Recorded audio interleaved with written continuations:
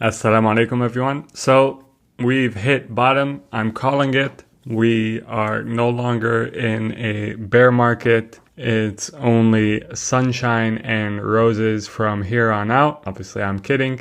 But if you were listening to some commentators on TV this week, you would think that was the case. It's funny how they go from extreme depression in one week to extreme optimism in the other, solely based on market conditions. This week, the Dow Jones was up 5%, S&P was up more than 6%, and the Nasdaq was up more than 8%. So are we out of the woods? No. The causes for concern last week are the same this week. In fact, if you look at the Consumer Sentiment Report, the University of Michigan Survey of Consumers said consumers expect inflation to rise at 5.3% annualized rate. Consumers also expressed the highest level of uncertainty over long-run inflation since 1991, continuing a sharp increase that began in 2021.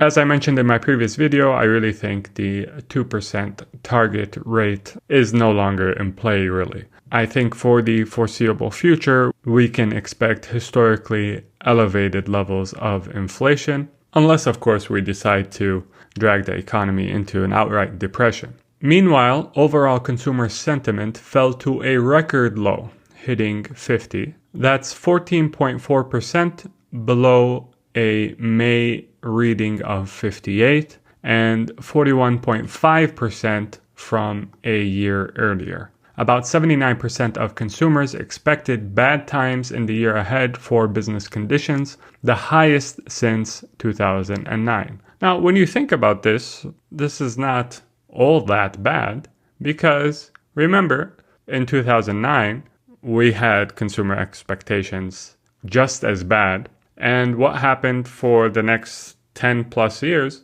was a pretty strong economy, a pretty strong stock market. That said, it is undeniable that when consumers expect things to get tough, even before they are actually tough, this will cause a change in their consumption behaviors, which may essentially be a self-fulfilling prophecy in that when consumers are nervous about the future, they don't spend as much, which causes the economy to slow, which causes business sales to go down, which causes company earnings to be revised downwards, which causes stock prices to fall and causes businesses to invest less and hire less and unemployment to rise and so on and so forth. That's why, again, as I mentioned in the last video, a soft landing is extremely hard to achieve. If you look at history, soft landings are like unicorns. They're just a myth that aren't really part of reality. Inflation continued to be a paramount concern to consumers. 47% of consumers blamed inflation for eroding their living standards, just 1 point shy of the all-time high last reached during the Great Recession. So it's important to realize that just as when we're in a bull market, stocks don't go up in a straight line, there are pullbacks during that move upwards. Similarly, when we're in a bear market, stocks don't go down in a straight line. There are often rallies during the general decline. Now, am I saying that this is necessarily what is going to happen? No, but what I am espousing is for investors to keep a level head. Remember, investing isn't about intelligence as much as it is about temperament. So I want you as an investor not to get too optimistic, too excited when things are going well.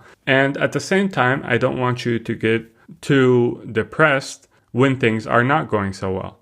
Try to be even-keeled, rational, always with a critical mind, and you'll do better than the majority. And just a brief history about bear market rallies. Every bear market between 1901 and 2015 spawned at least one 5% rally. Rallies of 10% or more interrupted 2/3 of the 21 bear markets over that span. The deepest bear markets have in the past produced the biggest bear market rallies. In the aftermath of the stock market crash of 1929, the Dow Jones Industrial Average went on to rebound 48% from mid-November through mid-April of 1930. From there, the Dow declined 86% by the time the bear market hit rock bottom in 1932. The dot-com crash in 2000 and 2001 saw the Nasdaq mount 8 bear market rallies of at least 18%,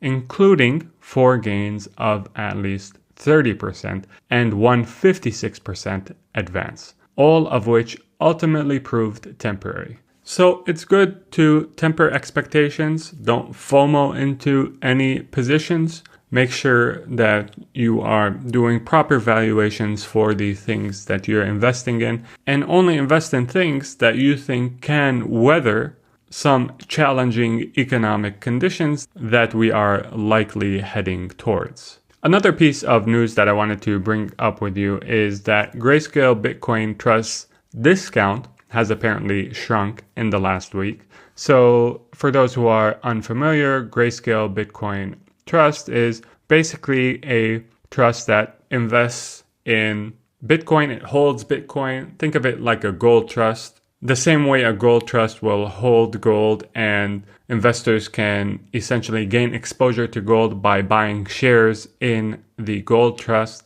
The same thing is done with Grayscale Bitcoin Trust, except with Bitcoin. They hold the Bitcoin, and investors can gain exposure to Bitcoin through owning shares of Grayscale Bitcoin Trust, ticker symbol GBTC. And this way, they avoid the challenges of buying, storing, and safekeeping Bitcoin directly. Now, what is interesting about Grayscale is that since you cannot redeem your shares for the Bitcoin that they have, there often is a divergence between the price of GBTC shares and the underlying holdings of Bitcoin. So currently, the holdings per share of GBTC were around $19.50, but the market price per share of GBTC is $13.85. So there's a discount here, and this discount actually shrunk in the last week. It shrunk from around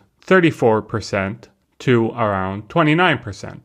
Now, part of the reason for the reduction in discount could be just the general improving of investors' outlook on the market and Bitcoin in particular. Another likely driver of this reduction in discount is the fact that GBTC has applied to be converted into an ETF. And if it is converted into an ETF, this discount should go to zero, and the decision on whether GBTC will be allowed to be converted into an ETF should come out by July 6th. So it seems that investors are speculating on whether or not there will be an approval of this request to convert to an ETF. If there is approval, then shares of GBTC should appreciate by around 30%, or however much the discount is at the time of the approval. So something to keep an eye out for. It will be interesting to see whether the US will finally get a spot ETF for Bitcoin,